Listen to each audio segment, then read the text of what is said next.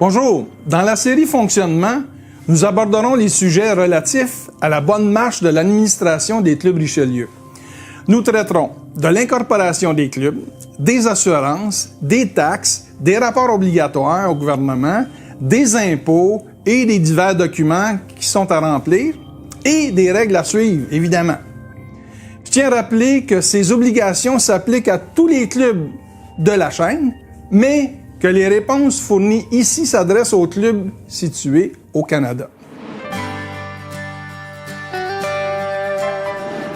Dans le guide de fonctionnement des clubs, à l'article 7.4.3, alinéa M, il est stipulé, parmi les fonctions et responsabilités du trésorier, le trésorier paie avec empressement tout compte, facture, engagement dû par le club, y compris la police d'assurance responsabilité indispensable à tout club. Ici, j'aimerais clarifier une certaine confusion qui règne au sein du mouvement et des rumeurs qui circulent voulant que tous les clubs soient couverts par le Richelieu International. J'apporterai d'abord une première nuance extrêmement importante. Les commentaires qui suivent s'adressent à tous les membres sans exception, mais les solutions apportées ici ne s'adressent qu'au Club Richelieu du Canada. Les clubs des autres pays doivent aussi détenir les mêmes protections, mais ils doivent le faire en respectant les lois et règlements de leur pays respectif et donc agir en conséquence. Pour les clubs situés au Canada, j'ai fait appel à Jean-François Ringuette, courtier en assurance de dommages chez Assurance Lafaille. Depuis plusieurs années, le cabinet d'Assurance Lafaille offre un programme d'assurance exclusif au Club Richelieu du Canada. Aujourd'hui, il va nous éclairer dans le dédale d'obligations et de restrictions que sont les assurances. Jean-François, bonjour et merci de venir m'aider à démêler tout ça. Bonjour Bernard et surtout merci de l'invitation. Jean-François, en matière d'assurance, les clubs Richelieu du Canada seulement, rappelons-le, ils sont pas couverts par une police d'assurance que détient le Richelieu International? Oui et non. Je m'explique. Tout d'abord, le Richelieu International possède une police d'assurance responsabilité civile des administrateurs et dirigeants via notre cabinet. Actuellement, cette assurance couvre tous les clubs membres du Richelieu International au Canada. OK. Cette police d'assurance détenue par le Richelieu International couvre quoi, en fait? Cette assurance offre une protection financière pour les administrateurs et les dirigeants au cas où des recours seraient intentés contre ceux-ci à titre individuel ou collectivement. Les administrateurs et les dirigeants peuvent être tenus personnellement responsables des erreurs et des manquements à une obligation qui sont considérés avoir un effet préjudiciable sur l'organisme qu'ils gèrent. En l'absence de cette assurance, cette situation provoque souvent des résultats dévastateurs, incluant la faillite personnelle. Voici deux exemples. Tout d'abord, les membres d'un club pourraient tenir les administrateurs et les dirigeants responsables pour une garantie d'assurance insuffisante ou inexistante. Deuxième exemple, les membres pourraient tenir les administrateurs et les dirigeants responsables pour leur méthode comptable négligente, y compris le défaut de payer les taxes obligatoires aux autorités compétentes. Bon, d'accord. Les clubs Richelieu du Canada, toujours, sont couverts par cette police-là, qui est détenue par le Richelieu International. Maintenant, quelle est l'autre police d'assurance nécessaire, mais qui n'est pas fournie par le Richelieu International? Le second type d'assurance est une police d'assurance responsabilité civile que je recommande à tous les clubs sans exception. Cette assurance protège le club si ce dernier est civilement responsable des préjudices causés à autrui ou des dommages causés à leurs biens. C'est un moyen abordable de protéger le club si vous devez faire face à une poursuite.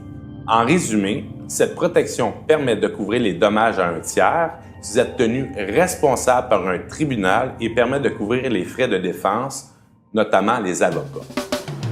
La responsabilité civile générale couvre 4 types de sinistres. Tout d'abord, la responsabilité couvre les préjudices corporels, dommages corporels à autrui, exemple lors d'un événement, il y a une blessure.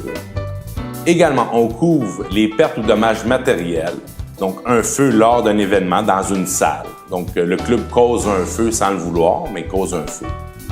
Préjudice personnel, y compris diffamation orale ou écrite.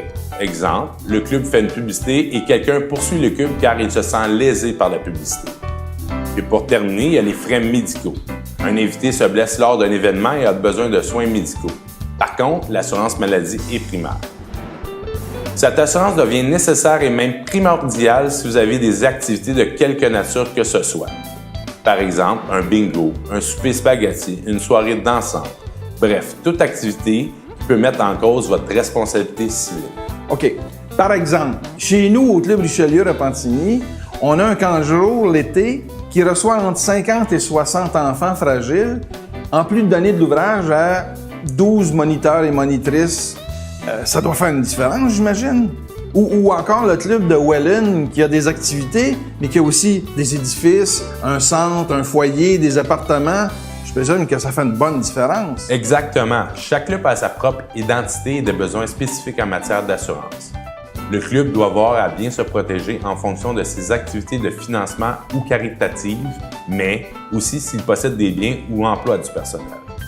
Il faut toujours avoir à l'esprit que même s'il s'agit d'une activité charitable, la responsabilité civile du club est engagée au même titre qu'une entreprise à but lucratif. D'ailleurs, chez les Assurances Lafaille, on assure déjà plus d'une cinquantaine de clubs Richelieu à travers le Canada via notre programme exclusif au Club Richelieu. Également, via cette assurance, nous couvrons en formule étendue 2 000 $ en biens appartenant au club et 10 000 $ en détournement. Exemple, un membre détourne de l'argent du club.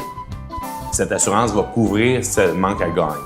Il est possible aussi d'augmenter les garanties ou d'ajouter des garanties selon les besoins du club. Pour bien connaître la nature de l'assurance responsabilité que les dirigeants des clubs devraient contracter, c'est quoi les questions qu'ils devraient se poser, puis ça devrait être quoi leur réflexion? Excellente question. Premièrement, ils devraient faire une liste de toutes leurs activités, et ici j'insiste sur le mot « toutes ».